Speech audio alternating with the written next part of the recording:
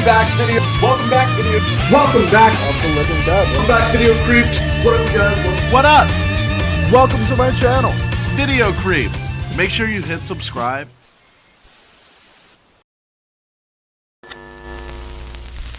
We're going to go over this one time and one time only.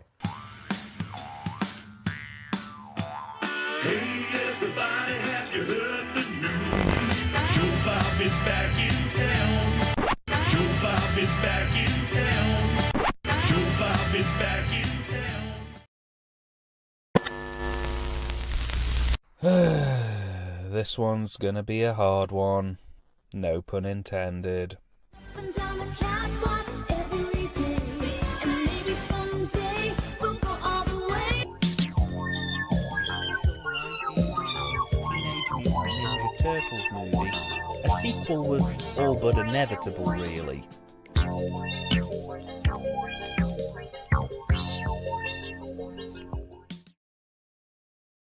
Hello, potential survivors. Ghostfake here, and I'm here to talk to you about a perfectly harmless, yet sometimes fatal affliction called subscriber's guilt. This unbelievably dangerous disease occurs when YouTube recommends a video that you may like, and based off the one video, you subscribe to that channel, only to find out that every other video on that channel is complete trash. Well, I'm here to tell you that at Survivor's Guilt, you don't have to worry about that, because every video is trash. Here at Survivor's Guilt, we determine your chances of surviving your favorite and not favorite horror movies, using our patented survival stat technology based loosely in science. We calculate your exact odds of surviving through these movies. Did I say exact? I meant exaggerated and biased. We do this by taking a look at our main characters and the death that surrounds them to determine your chances of suffering survivor's guilt. So don't afflict yourself with subscriber's guilt, try survivor's guilt, and prepare to be disappointed.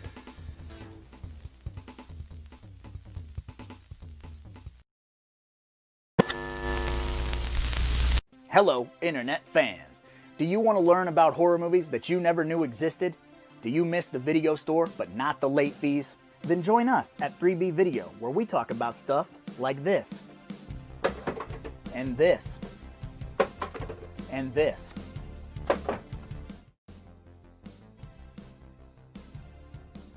you'll excuse me, I've got some videotapes to return. You like Huey Lewis in the news?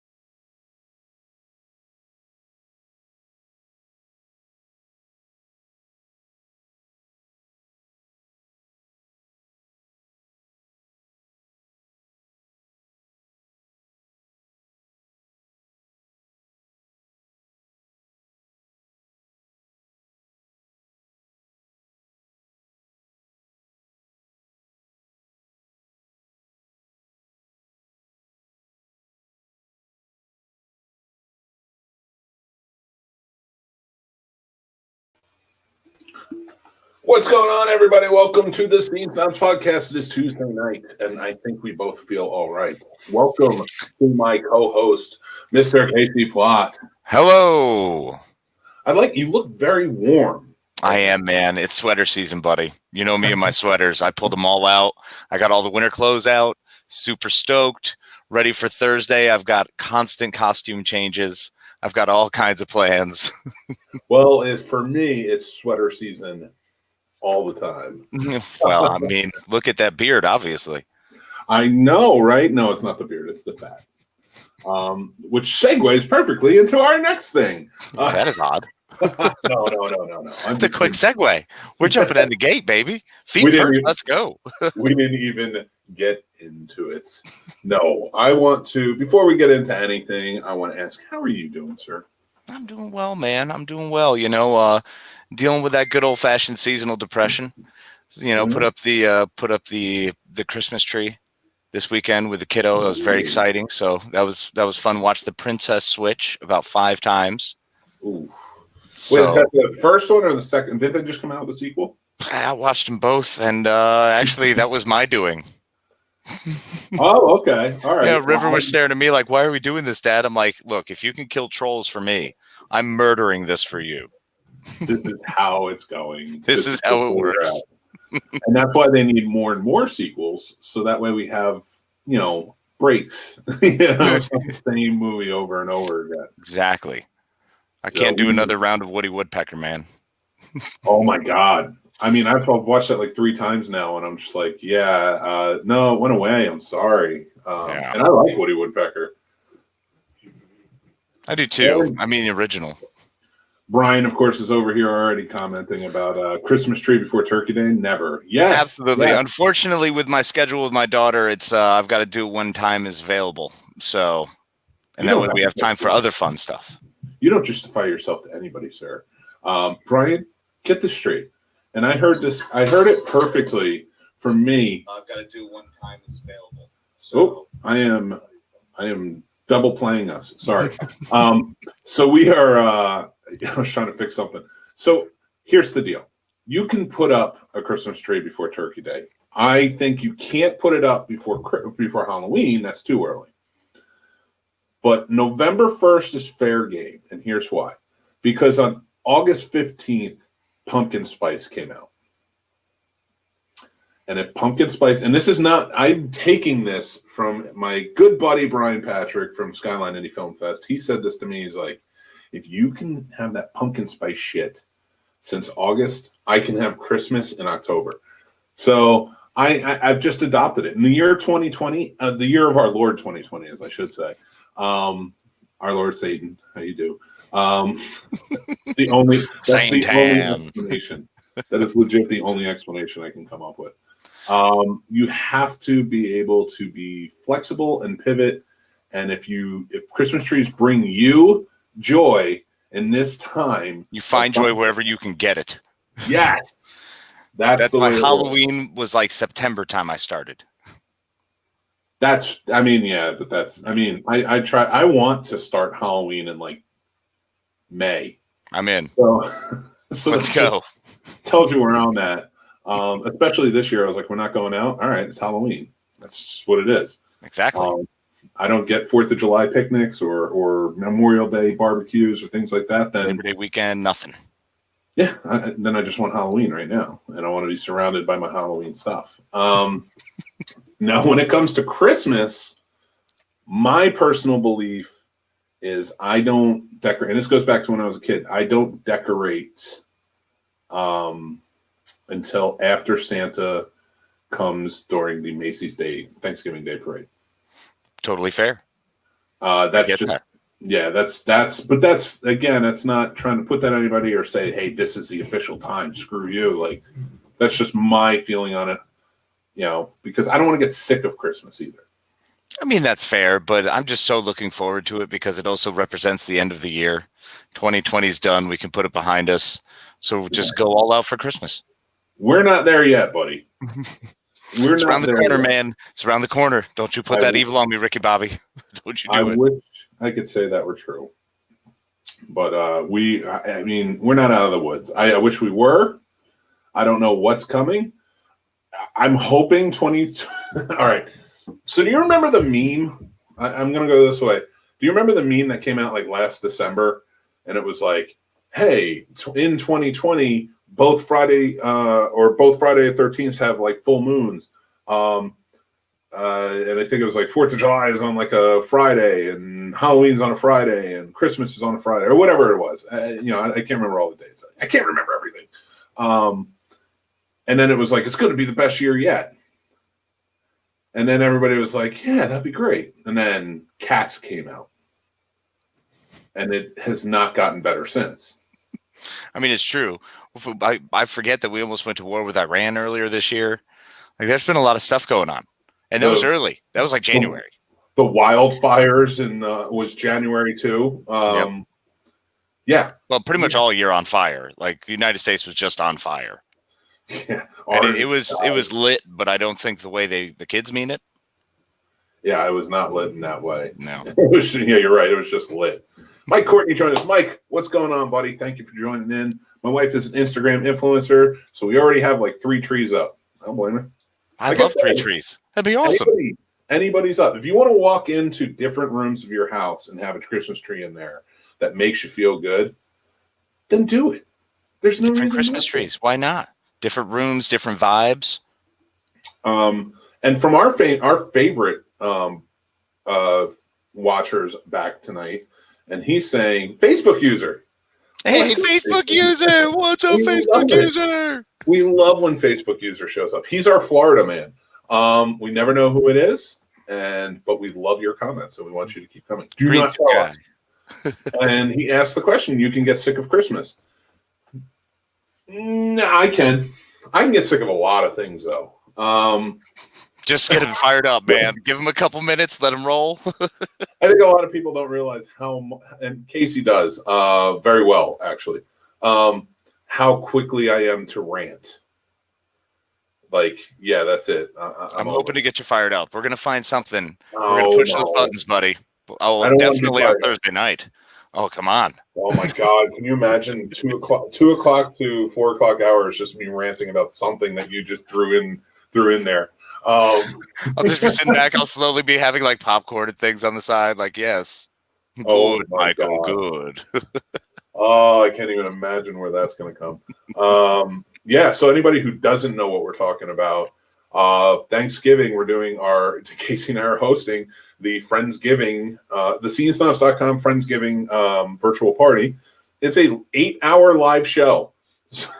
So starting at 11 p.m., we go live, and then we go until 7 a.m. We'll get all those Black Friday shoppers who aren't shopping. Yeah, that's true. Yeah, if you guys are looking at stuff online, why not have us on in the background? Exactly. We'll help guide you. I don't know if that's going to be a podcast because Keep I don't the know. alert up. Oh my God, I can't wait for the people who just stumble upon it like weeks later on the YouTube page and are like, 8 hours. Who does an 8-hour show? Why did they? What they must have put it in wrong. They must have just let it play after they were done talking. No, we may not talk. We're going to try. Oh no, Brian, why'd you have to? Well, not this Brian. This is Brian Kazma, host of the Sports Snobs. One of our great hosts of the Sports Snobs. Pat's the other one. 26 hurricanes. Yeah, 26 hurricanes this year. That's crazy. Yeah, we're up to Theta. Something wild like that. I feel like I live in a forest. I feel like I live in a forest of emotion. I feel you, Mike. I understand. You know what? We can get deep on that in another show, another night. Casey looks like he lives in a forest. Or on Steve Zissou's ship. Yeah, possibly. Oh, good call. I didn't even pull it. Great. That's awesome. Listen, Klaus. We know what it is. I just want to be loved. Brian, what? Come on. My other host of Pulling Focus podcast, and he runs the Skyline Indie Film Festival, which is accepting submissions now. Go to skylineindiefilmfest.org if you're a filmmaker and start submitting. Brian Patrick, why did you have to tell us you were a Facebook user? We love the allure of the possibility that it was just random people. But whatever, we'll accept it. We appreciate you watching. Well, I mean, he is random people as Facebook user, so I'm still living it. We still have a great Facebook user. Somebody will pop up on Facebook and be the new Facebook user. You're right. Exactly. So it's just that it's like I said, he's our Florida man, and I love it. It's like a bunch of Zoes. Oh my God! Really? Oh my God! I haven't thought about that in a long time. Oh, there's a weird throwaway. There's a one-off for you. Such a throwback, man. That's funny. So, all right. So tonight we're gonna have some fun. We're gonna get thankful for a lot of things. But before we get there, I want to talk about something that's been bothering me, and that is male pattern baldness. Casey, take off your hat. I mean, I didn't realize we were doing this early. No. You had hair last week, so nobody believes you. No, it's fair. It's homeless underneath this thing, man. I had to try to hold it. Yes. Florida, the lower appendage of the USA. You are correct. From Facebook user. It's from Facebook user. It's the best. Facebook user is just always around. Facebook user, I love you. We always appreciate you watching. So we're going to get into it. I did mention earlier that I'm fat. So I thought maybe Your big bones did. I'm big. No, I'm fat. I'm a fat man. Are you Mel Gibson level fat man? No, nobody's on Mel Gibson's level. I think my favorite thing, and I was talking about this with somebody the other day because we were talking about the movie, is when we would reenact the end of Lethal Weapon 2 at laser tag. It was a good time. Oh my God. Just Good lay time. down in the middle. And then I'm like holding you and I'm just like, Riggs, stay with me, Riggs. Well, we were dressed up. I mean, I still don't know why you wouldn't commit. I had the wig. I had the jean jacket. I had the full outfit, bro. I was full on rigged up. You did, man. You absolutely. I did not go full Raj. No. No. I wore a fake mustache. You did. You did. As far as I was going. You had suit-ish like things. You had nice-ish clothes on. There's no way we're going to laser tag, and I'm doing that. But I did pretend to be the part of Raj, and of course, played by the great Danny Glover. Portrayed very well, by the way. You. It was a riveting scene. I cried. I was in your arms, crying. The best is just you laying down in the middle of laser tag with all of these kids running around, and it's just two grown-ass men sitting there acting out the end of Lethal Weapon 2. And how we did not film it, I don't know. It would have been amazing to put on the internet and just have people call us Jack. Sounds like we just have to do it again. Yeah, that's true, man. 100%. What are these idiots doing? Just enjoying a little. No, we got to think about another one. Ooh. We got. Oh man, Facebook users in full effect. Yeah. So works for Bruce Willis, so I went with it. I'm all for it. All right. Facebook never go. 2 days before retirement. So we all know. We all love it. We all love it. A few hours before retirement. Oh, Raj. It's 2020. You can't go full cancel culture. But can't we? Isn't it the season for it? I mean, no one's safe. I just saw where potentially one of my favorite actors on The Expanse might be getting booted. Oh, really? Who? Yeah, Cass Anvar. Is that the character name or is it the person? Oh no, I'm sorry. He's plays the Martian guy, the pilot.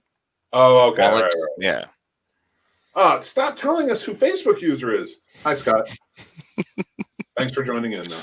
We love you, but you have to be our Florida man. You just have to be out there, and you have to. Yeah. Anonymity is key. Remember years ago when all of the cancel culture started, and it was done by anonymous. Yeah.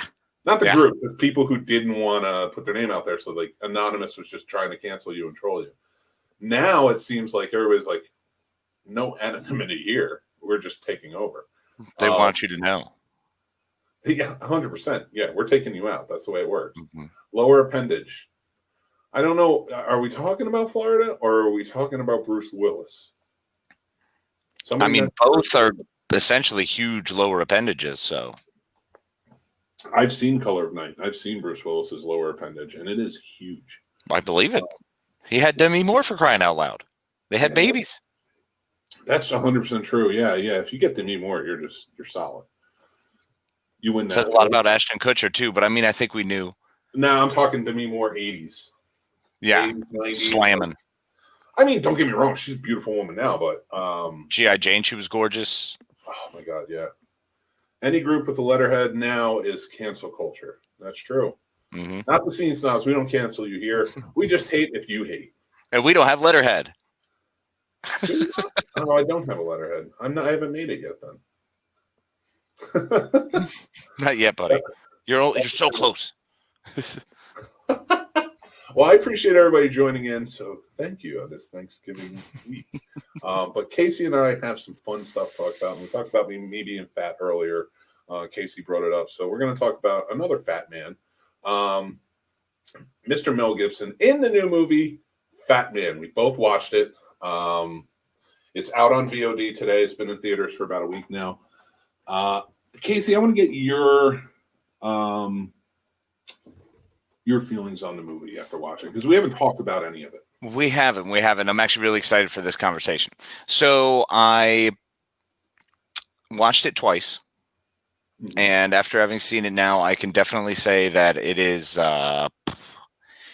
was a great, fun ride with an incredibly huge heart, and it was lacking in certain areas, and I couldn't tell what it was missing. But it just felt like there were things missing, a little disjointed, perhaps. But all in all, I love that movie, and it is now officially a Christmas movie. It's in the pantheon of movies I must watch every season. I mean, Walton Goggins crushes it. The performances were fantastic. So, I mean, that goes without saying. I mean, even the impetuous child was perfect. So, they played really well. I think the Mrs. Claus relationship was also a highlight. It was tough to get through because it's just, I don't know, burly, gruff Mel Gibson just being a jerk early on, and he sold it. And you find out why later, obviously, and exactly what they go through, and it was pretty well done. The ending was a lot of fun. I kind of saw it taking that turn. That's what kind of put a nice bow on it. Yeah. And I don't want to give away the ending. I want everybody to watch it. It's not some mega twist or anything like that, but it's just a well done movie. It's an original story, which if anybody's still kind of like trying to figure it out, Mel Gibson plays a drinking, gun-toting, disgruntled Santa Claus, whose business is just kind of drying up, and he's trying to make ends meet.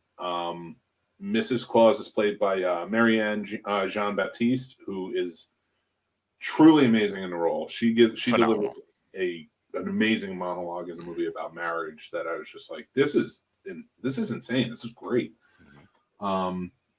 Walton Goggins, who can play either a guy that you want to have a beer with and be his best friend, or a complete psychopath, perfectly. Or both in Justified. Yeah, that's true. He plays a hitman that is sent out by another disgruntled child, played by Chance Hirschfield. I want to say he's from A Million Ways to Die, A Million Little Things. The name of the show.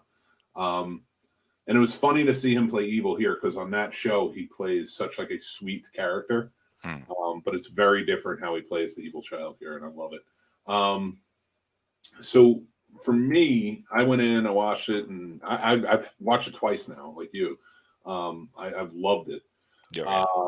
And I was fortunate enough, little plug for Seeing Snobs, which we're on right now. Tomorrow, my interview with the directors, the Nelms brothers, Ian and Esham, will be out. Make sure you go check that out, because we talk about all their movies, but we definitely talk about Fat Man and what it's like to work with Mel Gibson as, you guessed it, Santa Claus. It's truly fantastic. Brian, I'm just letting you know now, I am not putting up your comment. I'll leave that one alone. So for me, watching this movie, it's original, it's different. It is a Christmas movie, but it is also action-packed. It is rude, crude, everything else. But I told them in the interview, they did for Santa Claus what Nolan did for Batman and Dark Knight. The comparison, as in, made it feel like they could really exist in the world. Yeah, agreed. They definitely did that. They definitely said it in a way, and the characters are done perfectly, as if you could travel and visit this guy right now. Like, you get that feeling.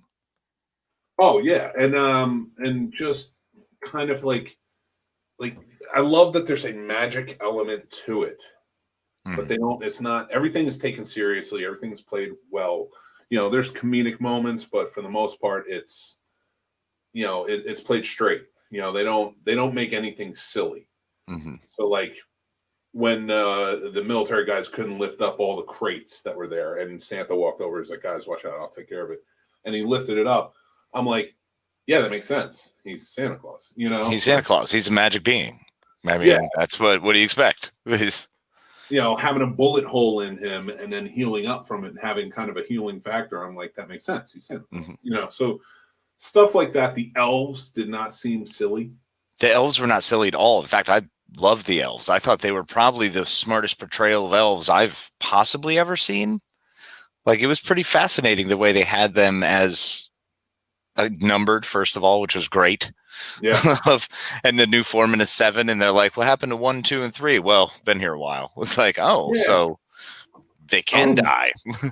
But at the same time, too, it kind of gives off that feeling of, you know, even when they said they were just like, so just numbers, and they're just like, it's more efficient that way. Mm-hmm. And everything is done for efficiency, like them explaining why they eat the way they do, and so they can sleep the way they do, Which was like horrifying. Dude, the eating scene messed me up. That was gross. It was so I like immediately got diabetes from all that sugar. But think about it, and I am not putting down. I'm definitely not putting down Elf in any way, shape, or form. It's still probably to this day one of the best, if not the best, Christmas movie. That's a big thing. That's a big thing to say, I know, but think about how good that movie is. It's a strong movie. Yeah, I mean, I'll always top 5 it. Yeah, I mean, again, if you just put a top 5 and it's not your favorite, I get that. I understand. But if not, it could be considered one of the best. It still can't touch the magic of White Christmas, but that's just for me. And that's fair. That's a completely fair statement. You like your stars in movies to beat their kids. It's completely fine. With a sack of sweet Valencia oranges. Well, so that way it doesn't leave bruises. While singing about it. And actually, while we're talking about this, I want to hear what your favorite Christmas movies are. Brian, I just saw yours. I'll put it up in a second. Facebook user, I see your back and warming my heart with your comments. I'll pop them up, but I want to make this point with Fat Man. Elf, when he's pouring all the stuff on and he's talking about the 4 food groups, elf food groups and stuff like that, they made it so silly. And you're like, yeah, I get it. Elves eat that way. But then Fat Man takes pretty much the same thing and makes you realize, like, oh, yeah, I would get that. I completely understand. Like the military personnel are not wrong in saying, you know, you ate some protein and some vegetables. You probably grow. And they're like, we don't need to grow. This is what we do, and this is why we do it. And it makes sense. Yeah, I mean, but also magical creatures. But the fact that they gave an explanation to magical creatures that's completely legit. Yeah. That already kind of exists in a world that we are aware of, in a universe that we get. I mean, yeah, it was a good job. They tied a lot of things together. It was nice. Yeah, like I said, the story itself was just, you know what? I would have been cool with a 3-hour version of that movie. Yeah, 100%. That was so good.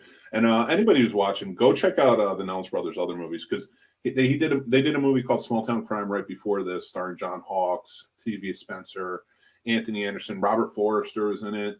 Clifton Collins Jr. is one of my favorite actors of all time. It's so good. It's about an ex-cop who gets kicked off the force but finds a dead body and then vows to find the killer. Or, you know, it's a redemption, but there's some comedy elements to it and stuff. So they do such a great job with gritty but comedy. And I talked to them, and I don't want to give away what I said last night because make sure you watch the interview. But they have directed Danny Glover in their movie Waffle Street. And now they have directed Mel Gibson in a gritty action movie. And I did infer that maybe it's time for them to take over a certain franchise. You mean one of the greatest buddy cop franchises of all time? I'd say one that we reenacted on the laser tag once. Bingo. So when you guys watch it, make sure you comment and say, you guys need to direct this. Maybe Richard Donner will get the message. But going back to Christmas movies real quick, I do love your pick of White Christmas. It is a beautiful story. It's, you know, just the way it looks and the music, of course. So that's a great choice for your number one. Yeah, and it's classic. It's just one of those that stuck with me. But one I watched with Grandma. It's one that's made it through the years. So I don't have a whole lot of traditions left or a lot of things. So it was nice to get that one. That still sticks around.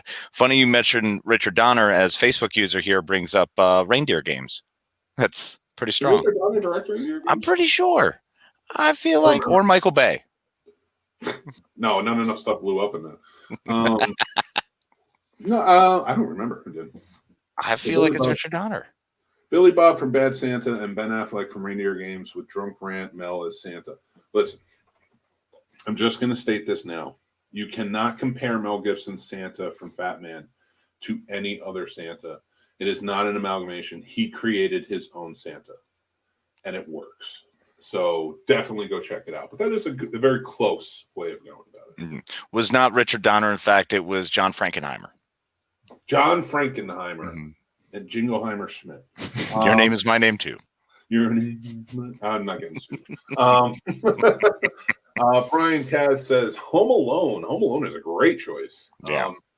That's one I love watching on Thanksgiving. I don't know. And I'll watch it after too because my kid loves it and he'll go crazy over it. But for some reason, like I start on Thanksgiving with that movie.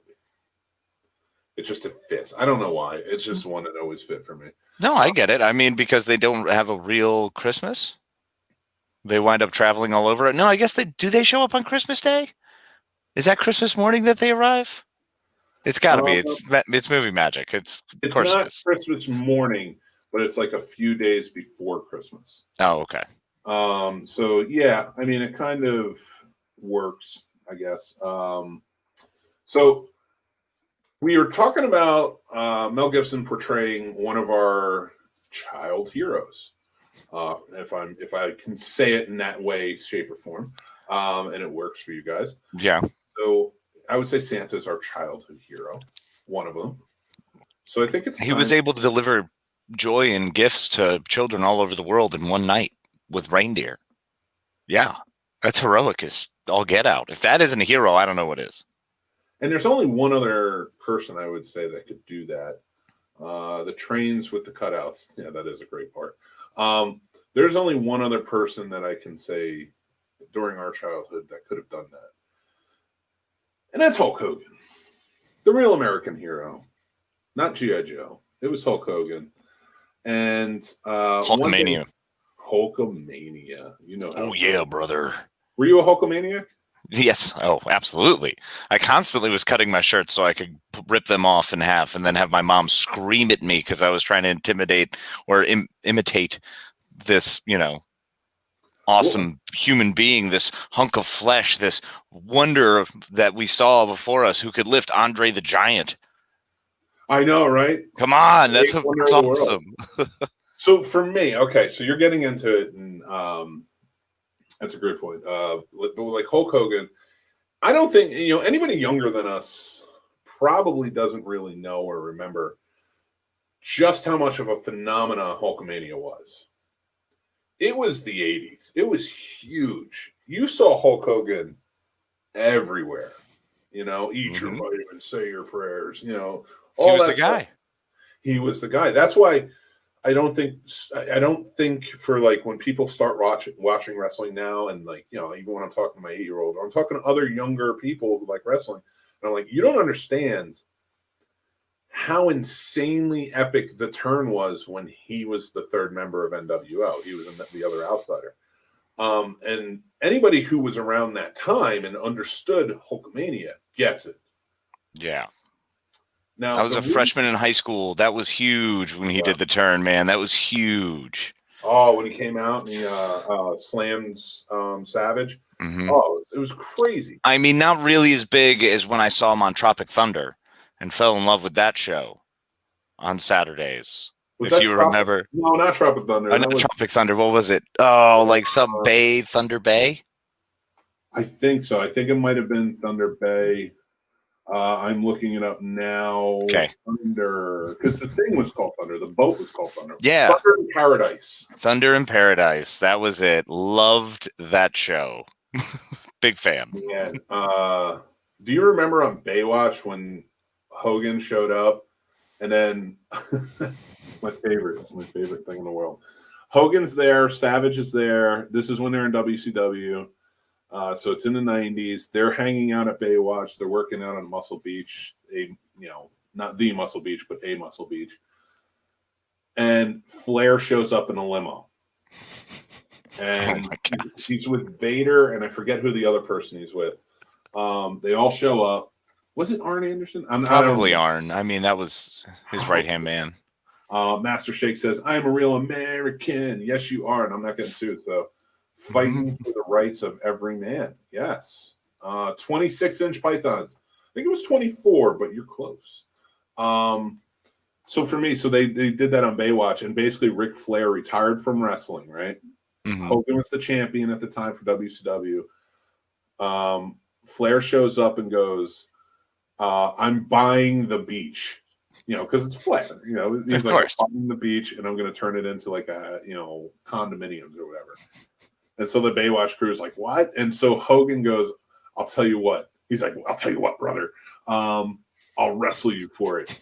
And he goes, and Flair's reaction, this is why Flair is the man. He's the GOAT.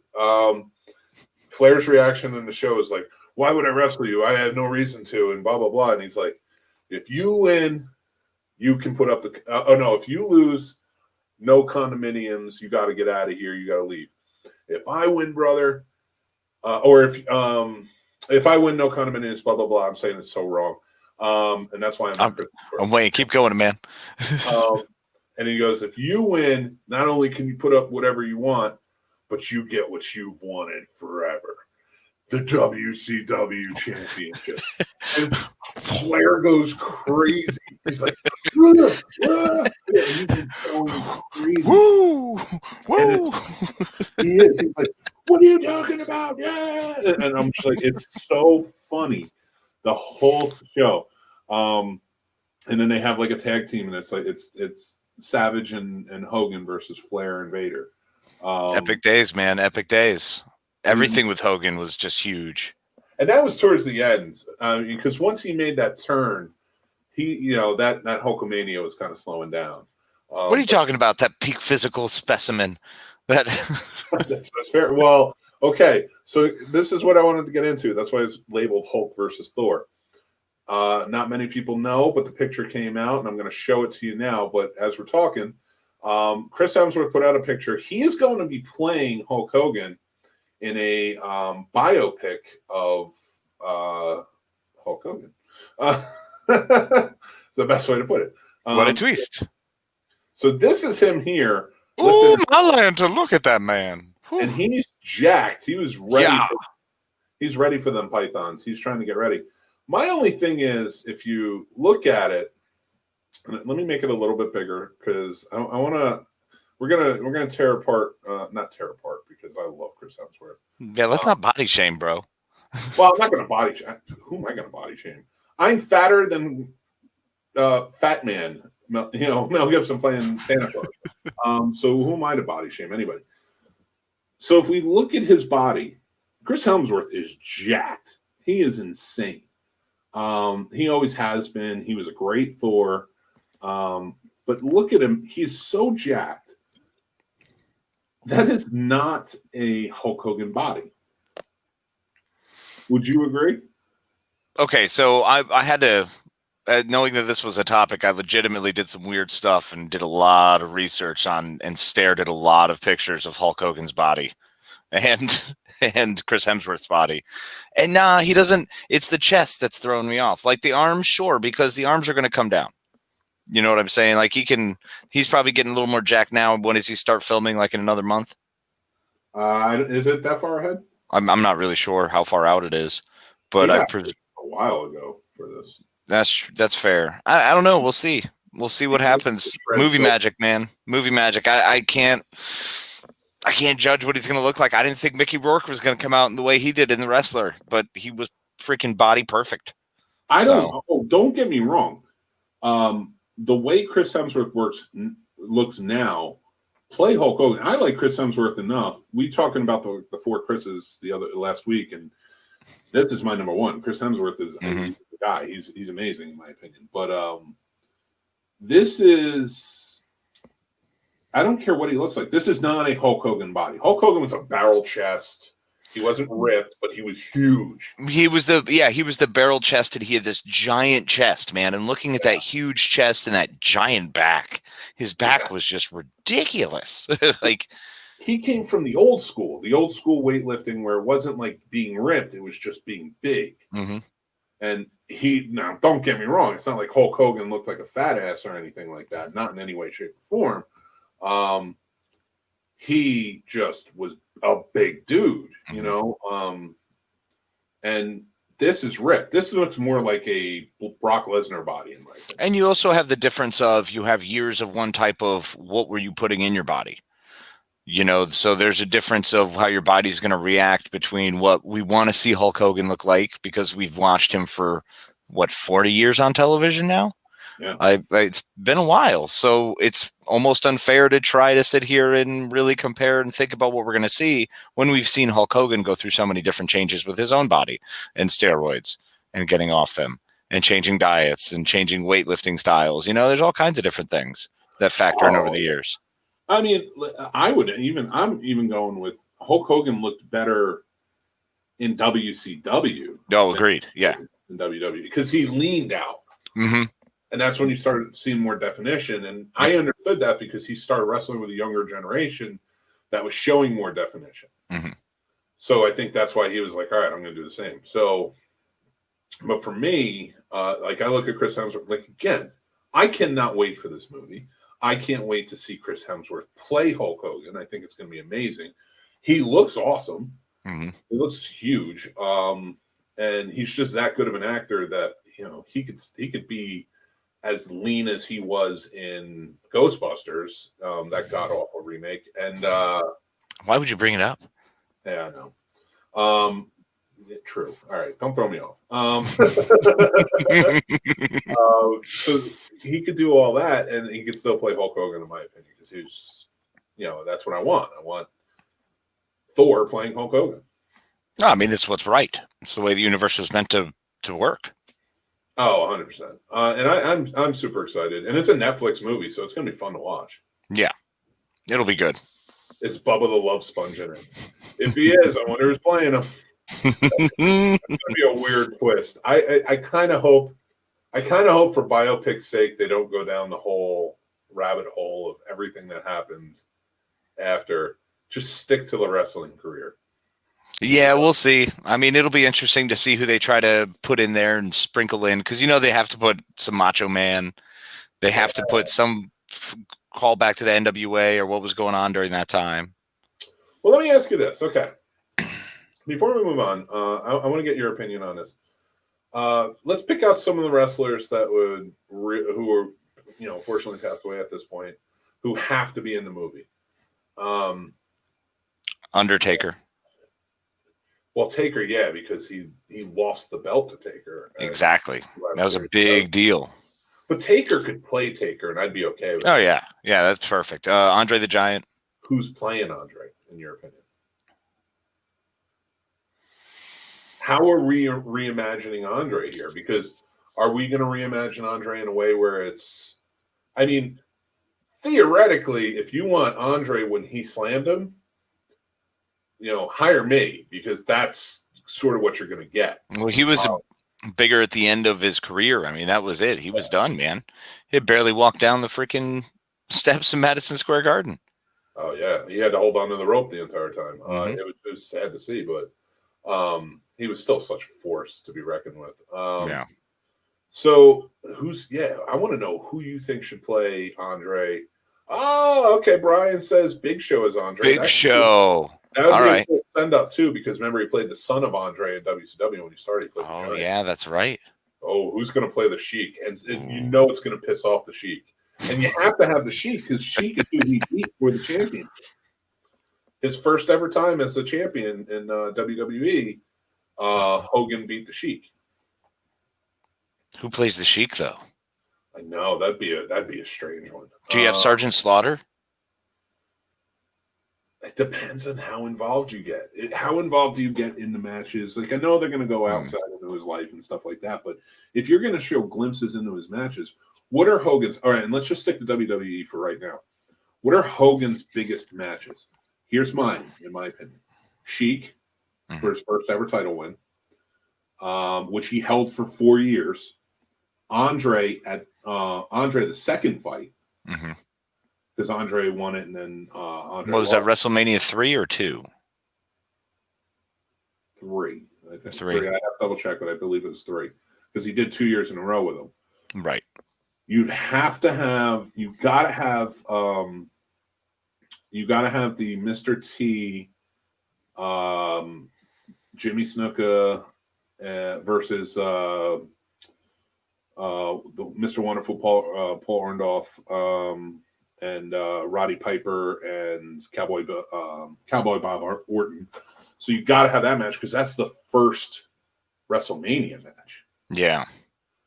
You could have the Taker match, but it wasn't. I mean, as prolific in wrestling as it wasn't as prolific in life. Right. I think. But the Ultimate Warrior match. Ooh, yeah, you got to have Ultimate Warrior match. And so that, I think, would be a more interesting match to put in, but you have to have Savage in there and the real-life drama that went along with Savage. Mm-hmm. So who's going to play Savage? Zac Efron? He could, man. He could play him. Oh, man. You got to get The Rock in there. Yeah, I was just thinking that, but who would he be? Like Cowboy Bob Orton? Throw everything off. Well, if you're going to do Cowboy Bob Orton, just reimagine the look, and you get Randy to play him. Let him play his dad. Yeah. I'd be all for that. You know, I mean, they didn't have a similar look, but, you know, makeup effects can come in, and I think it would be a nice touch if you put Randy in there as Cowboy. It'd be cool if you could do those callbacks and actually have the kids involved. Who plays Piper? Piper's a big one. Yeah, you really do need Piper in there.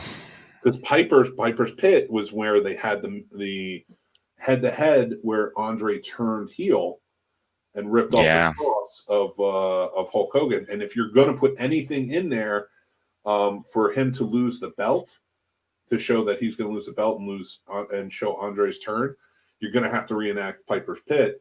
And if you're going to do WrestleMania 1, which I'm sure they are because it's huge, you're going to have Piper there. So that's Piper's going to be a big deal in this. Yeah. It's interesting. If you're I can't think of who would play a good Piper off the top of my head. Freddie Prinze Jr. No. I mean, it's too old. Fair. And it's too old, and no. I mean, you're gonna have to get somebody. If you put Zac Efron in it, he would be a good Piper, I think. Yeah, maybe. I'm trying to think of who. A little too pretty for Piper. Yeah, that's my thing. Logan Marshall Green, the guy from Upgrade. I was really impressed with his acting ability, so I thought he could probably do something along those lines. Oh yeah, 100%. He's a great actor. I love that movie. Oh God. Brian, Pat from Sports Snobs got it. Yeah, well, let's put Pat right in there. Dude from Peaky Blinders, the brother. I'm not sure. I don't watch Peaky Blinders, so I have to. Yeah, I need to brush up on that. Apparently, the show's good. Tons of people watch it, so maybe I'll catch up. I just finished DS9, so maybe I'll jump on Peaky Blinders next. There you go. So yeah, I mean that would be an interesting thing. So, and then you have to get in. You got to talk about the NWO times. And I'm not even saying that this has to be. Say that this has to be all about his wrestling career, but these were huge moments in his wrestling career. Right. So for me, it's like, yeah, you got to go with you got to have Nash. The switch to WCW, you got to have Hall and Nash because that was the NWA for the longest time. So, and I can't imagine you're not going to have a Vince McMahon and that you're not going to have a Bischoff. Yeah, you could probably still have both of those guys play those characters. Now, I don't think this is going to be WWE friendly because I'm sure they're going to get into the steroids. Mm-hmm. But if they do it, and it is in a friendly way, just get Shane to play Vince. Yeah. If everyone agrees. Dude, stop throwing. Brian, you got to stop throwing. DDP really had no major matches against Hogan. But he's still the DDP. Yeah, I love Bang. Respect DDP completely, especially for what he does for all the wrestlers now. Oh, phenomenal.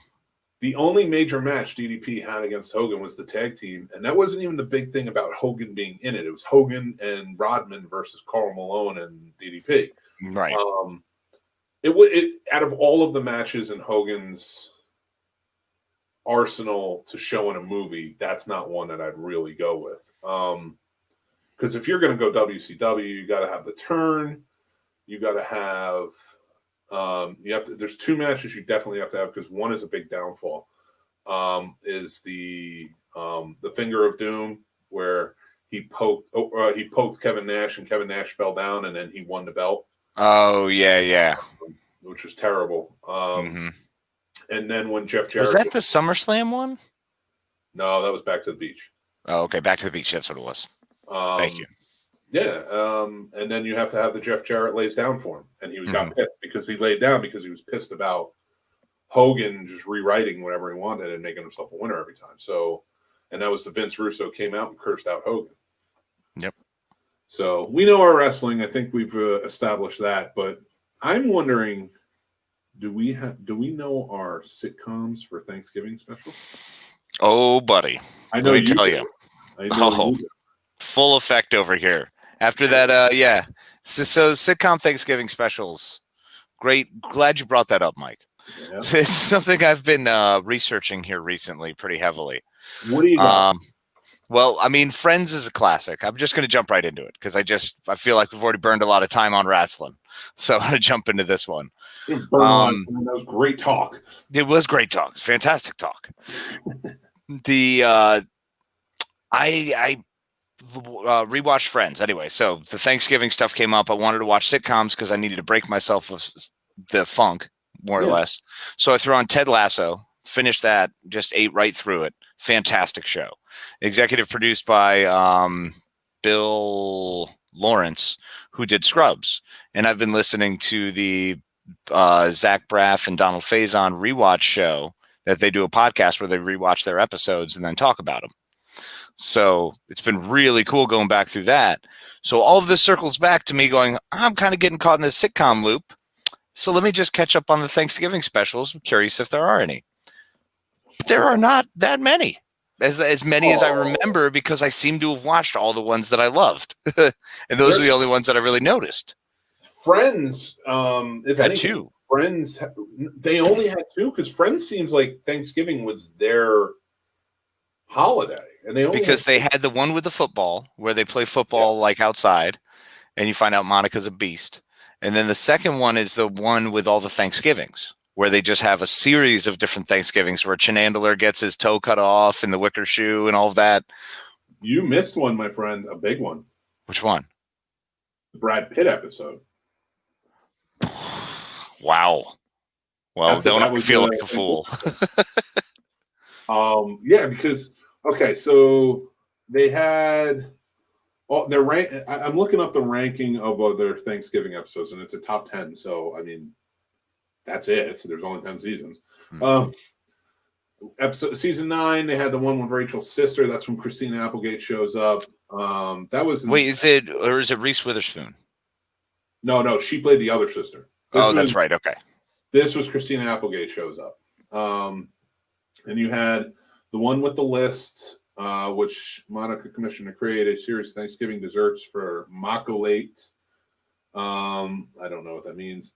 Helping Ross choose between. So they do the pros and cons list for Julie and Rachel. Oh, that's so right.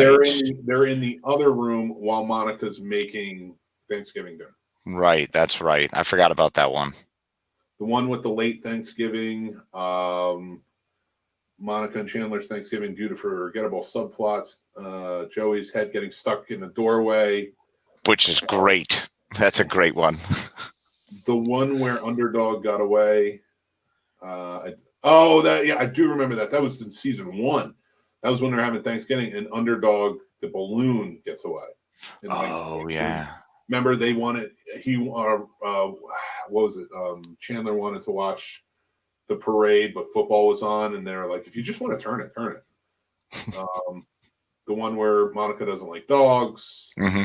That was all right. The one where Ross got high. The parents show up and they find out that he got high, and hilarious. Hilarity ensues. Yeah. The one with the football. The one with the rumor. Brad Pitt. That's Brad Pitt's episode. That's the Brad Pitt one. Yep. The one with Chandler in a box. Oh, that's when he puts himself in the box to apologize, and he's not allowed to eat. Eat the dinner. They're having dinner while he's in the box. Right. And the one with all the Thanksgivings. That was the main one you talked about, where they go back about Thanksgivings. So that's a big one for. So Friends is a good pull. Friends was consistent. Then the other one that kind of comes to mind is How I Met Your Mother. Is obviously a huge one. Slapsgiving. Yeah. There was WKRP in Cincinnati, the Turkey Drop. Ooh. Probably the most famous sitcom. Yeah. Thanksgiving scene where they're. So anybody who doesn't know what WKRP in Cincinnati is, it was a TV show about a radio station back in the 70s. Had a lot of stars in it. It's funny. It's a funny show. Real funny. Like 70s, 80s sitcoms. I'd say on par with like a Three's Company or an All Family. Wings. Wings was 90s. Well, yeah, but it's on par with it. True. One day we should talk about spin-offs because Wings is a spin-off of Cheers. What? Yeah. We're gonna talk. We're gonna say that. All right. Well, that's this episode could be huge. Yeah, that can go all night. Oh wait, that's right. If we do an overnight live show, we can talk about spin-offs. If only. I don't know, but maybe on the 26th of Thanksgiving at 11 p.m., we're starting an overnight 8-hour live show. I don't know what the 26th of Thanksgiving is, but it means that I want it. There's a month of Thanksgiving, Mike, is what you've told me. So I've been doing it wrong this whole time. It's the one with Nick and Casey's all the Thanksgivings. All the Thanksgivings. No, so like WKRP in Cincinnati, that was a really good one. So they were having a turkey drop, and so all you're doing is you're not even really there. Like it keeps cutting back to like one of their reporters on this thing, and they're dropping turkeys out of a helicopter because it was a terrible marketing ploy. And if you're just listening, oh my God, he's like, they're falling from humanity. They're just raining turkeys. And the end line is fantastic. When he comes back to the station, he's like, I really thought turkeys could fly. And so that the turkeys are just hitting the ground, and it's amazing. The whole thing is hilarious and funny. Didn't MASH have a few? MASH did. Yep. Yeah, and then also, let's see, there was, I just had it's gone. Oh, that 70s show actually had some fun ones. Yeah, so I mean, like Thanksgiving has always been kind of a main staple, and that's why I'm glad you brought this up, because we could talk about Thanksgiving specials or things we watch on Thanksgiving all day long, but not a lot gets talked about the sitcoms that celebrate Thanksgiving, and Thanksgiving always seems to be a big one, especially with sitcoms. If you think about it, because they only have their break coming up, and then they'll have like another 2 shows and then another break. So they usually they hit that Thanksgiving and then go right into that. Scrubs had a few Thanksgiving episodes that were good, usually poignant and beautifully painful. So for me, Friends Thanksgivings were so famous; they had one every year. That's what coined the term Friendsgiving. Mm-hmm. Yep. Friends spending time together on Thanksgiving. So, and Himium just kept it going. Yeah. So Himium. Okay, you're throwing me off with your abbreviation, sir. It's Always Sunny always does a good one too. How do I say It's Always Sunny? Whatever. You're screwing me up. Easip. Oh, we forgot one of the best episodes that I know you love. The Buffy Thanksgiving Day episode. Oh yeah. When Angel is hiding from her and Spike is tied up. Yeah, that one's a good one. That is one of the best ones, man. One of the ones that oddly stuck with me the longest is actually from Boy Meets World. What happened in that one? Well, that's the one where Corey wins his family wins the Thanksgiving dinner, but then he finds out that Sean and his dad aren't really having a Thanksgiving dinner, so the family decides to go over there and have Thanksgiving in his trailer. It's very sweet, but when you have more room in your house, just invite over. Yeah, no, I don't understand why it was done that way. Probably because you can't have the poors come around. Yeah. Can't have the poors in the neighborhood. That's the way that's what Boy Meets World has taught us. Exactly. We go to the poors. The poors don't come to us. By the way, we are being facetious. I'm one of the poors, so I'm just saying. We're not allowed anywhere. I'm trapped here in this wall of sci-fi and horror things. There it is. Hey. Oh yeah, God forbid it's so trapped. You have awesome stuff all over. Anytime you want to unload it, I'll gladly take it off your hands. What are you talking about? What room do you have? I'm trying to catch up to you. Dude, I don't have a lot of room. I'll tell you that much. Yeah. I have some. Like there's space here. There's space behind me. I can do it. I can cover that window. I don't care. I don't care. That Test first me. contact, Try me. I'll do it. that first contact poster would look great over that window. No, nope. Nope, that's not going anywhere because it's coming soon on VHS. I'm holding out. It's going to happen. Oh my god, that is such a great poster. And those were always the great posters you can get from like Blockbuster. Exactly. Yep. Movie gallery, baby. We did forget one that was also really famous, and that's the Cheers Thanksgiving episode where they have the food fight. Yeah, I mean, that is iconic. I feel bad we didn't mention it yet. They all what do you call it? They all meet at Carla's. Mm-hmm. I think the TV's not working, and then the food is not being prepared correctly because Diane was trying to prepare it. She's dressed up as Pilgrim, and they just get so mad they throw all the sides at each other. It's great. It's classic. I don't know. I think Slapsgiving has throughout the years though taken over as the one I will continuously rewatch. It's so good. So hilarious. I even put that in the promotional card for this episode. It was the hands. Marshall holding the hands. Yeah. And then they take it away from him at the end. Yes. And they're just like, because he's just taunting him the whole time. And it's epic taunts. And I love when he made the website. The countdown. The countdown website. And he miscounted how many days were in October. So he was like, you missed it. Thanksgiving was yesterday. And he's like, Thanksgiving's today. He's like, there's 31 days in October.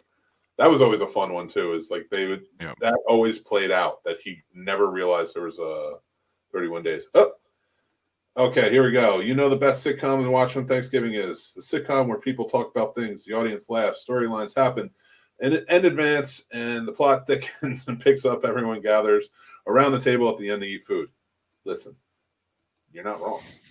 Don't say that's not what you're watching because you know it is. Hey, Dark Sage, when you're right, you're right. And trust me, the plot does thicken. I eat a lot. A lot. Yeah.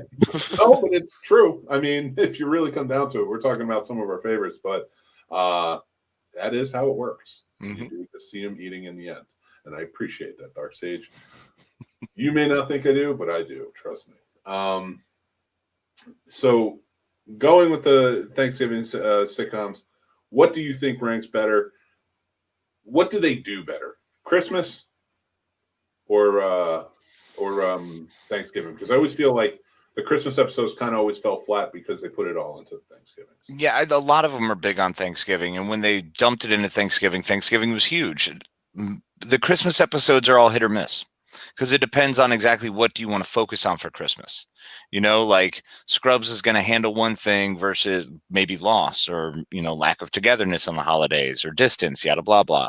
But there are other shows that are going to focus on the family part, or you're going to have another show that's going to focus on the gift giving and going out and giving more and trying to do more in your community. So there's a lot to cover on Christmas. Thanksgiving's easy. You're either hanging out with friends and family and eating a lot. You get a lot of leeway in that area to play. You can do a lot of stuff in there. Whereas Christmas, you really have to hunker down. And everyone usually winds up tying up to some sort of it's a religious holiday. We can't take that away either. So there's a religious aspect to it that some shows don't want to touch on anymore, and things are kind of moving away from. So that's a good point.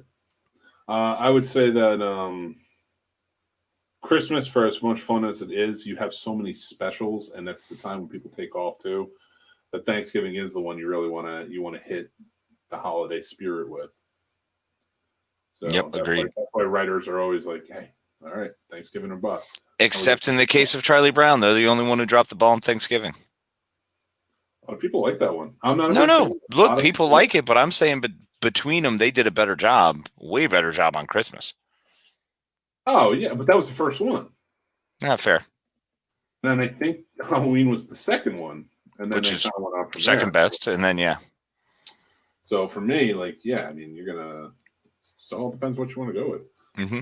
And Thanksgiving's a weird one, too, because it's kind of like, now we celebrate it. Started in 1786. George Washington decreed it as a day of thanks.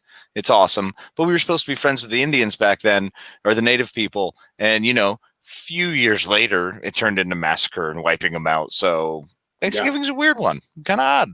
You know, it's good to give thanks, but also remember that it's kind of built on the backs of lots of other people. Genocide. Yeah, I guess that's Manifest true. destiny. Sounds prettier. Do not take away Thanksgiving from me. Can we just turn it into something else? Can we not rely on the genocide? Can we just turn the That's theme? why I stick with Turkey Day, bro. Let's just go with Turkey Day. Let's remove the Thanksgiving part and just Turkey Day it. Listen, I'm okay with the Thanksgiving because it's just about giving thanks. I'm just saying, let's not glorify pilgrims. I mean, that's probably a good idea.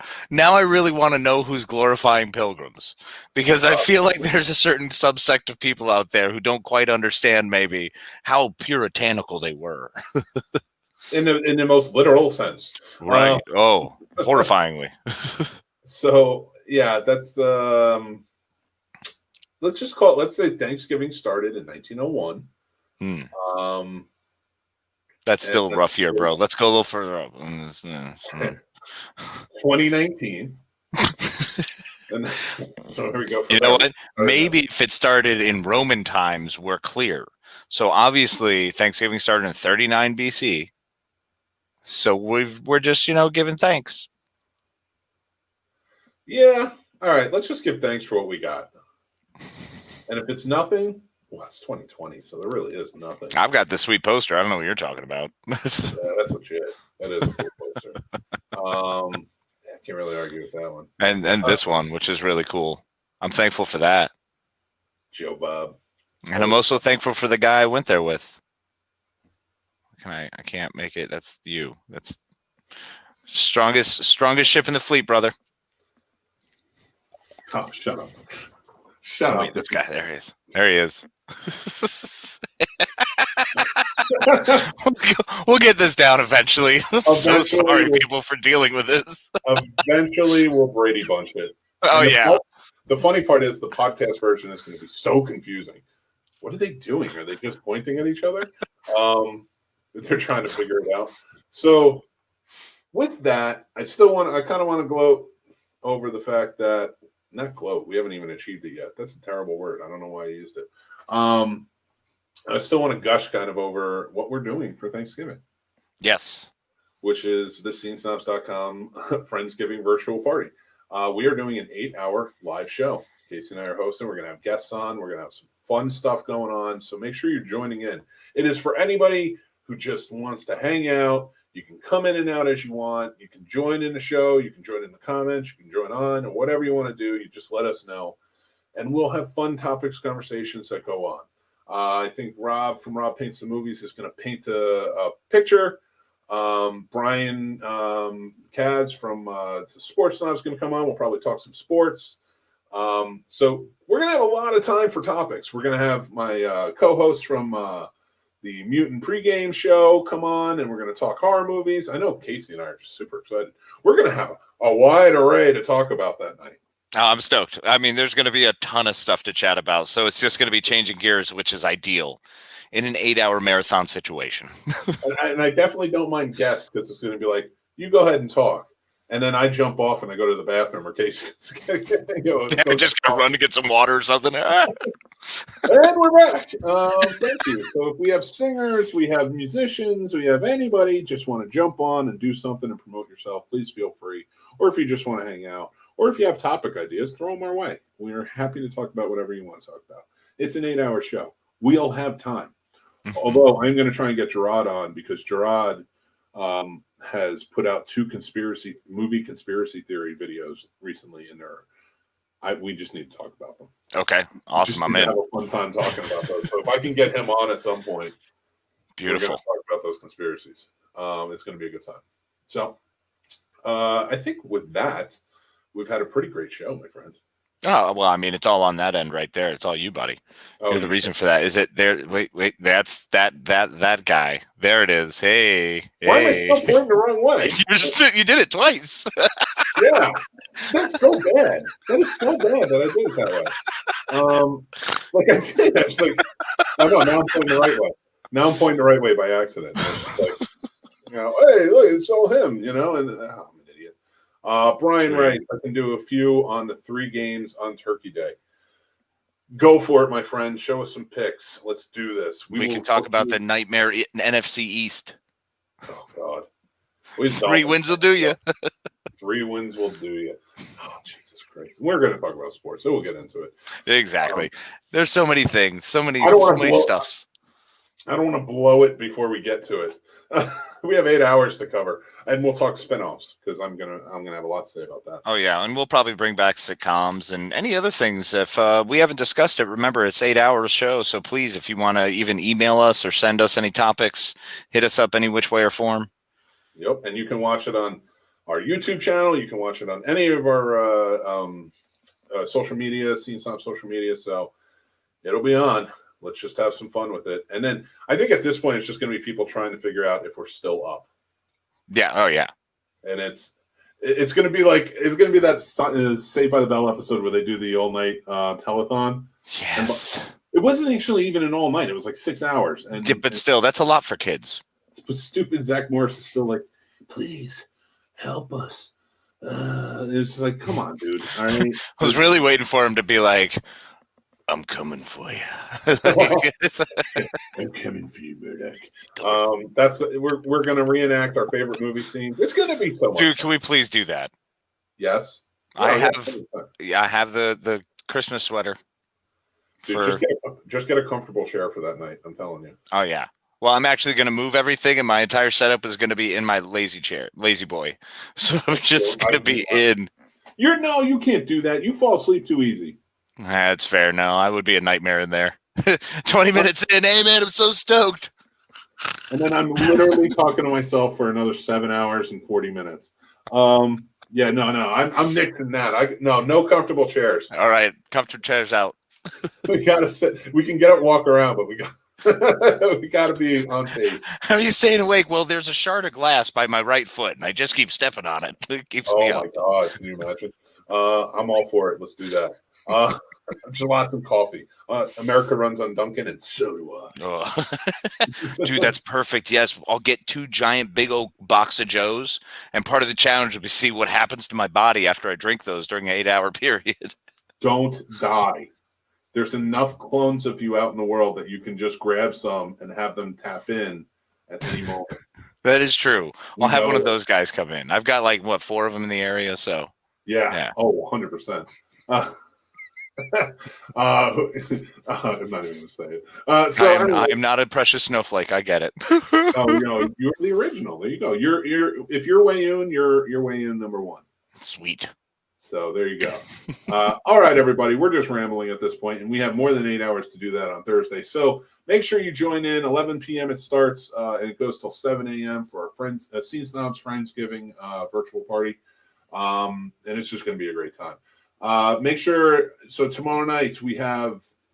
So tomorrow, my interview with Scene Snob Interviews is with the Gnomes Brothers is coming out. That will broadcast at 9 p.m. tomorrow, but it will be available in podcast and video format. Tomorrow night, Lenny and I are back with Behind the Box, and we're talking about Blood Rage and 2 boxes of Joe. You'll shit your pants. That's true. That's true, Brian. I would. At least you're close to the bathroom. So make sure you check us out. We'll be live at 7:30 p.m. And then check out the Sports Snobs this week. And Mutant Pregame show on Friday. But the 8-hour show is on Thursday, Thanksgiving. So I'm just going to say from all of us here at thescenesnobs.com, thank you and happy Thanksgiving, everyone. Do you have anything you want to add, Case? No, that was a great outro. I really liked it. I'm glad I could take this time to mess it up now on the back end. Bye, everyone. All right. Next time I'll let you go first. All right, everybody. Until next time, we'll take care. Adios. Not you take care. We'll take care. Yeah. Be good to each other. I think that's a good sign now. I'll start using that one, huh?